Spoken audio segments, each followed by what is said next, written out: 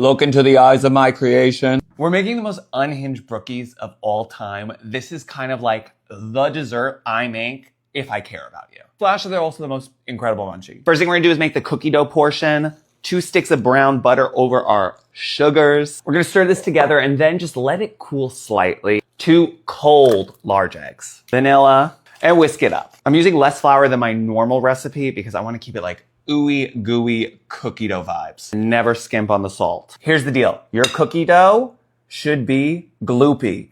I'm gonna put this to the side and let that flour hydrate while we make the brownie batter. And since the brownies are gonna be like really rich chocolate, I'm not gonna add more chocolate to the cookie dough, but instead we're gonna do a half cup of M&Ms. Now we're gonna going on the brownie portion. I'm whisking together more eggs, more sugar. I know it's a lot of sugar, but we're making a ton of these brookies. Over on the stovetop, I've got a little ganache working and that we're gonna incorporate all together. The secret to a beautiful, shiny, crackly top of your brownies is making sure that the sugar is well dissolved. So you really cannot skimp on the whisking.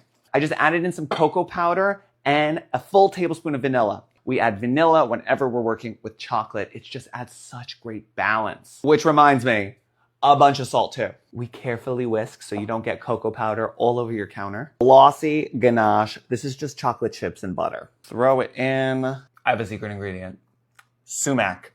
A tablespoon of sumac in your brownie mixture. The acidity makes the chocolate taste more like chocolate. I'm telling you, it is the secret to any chocolate dessert I have.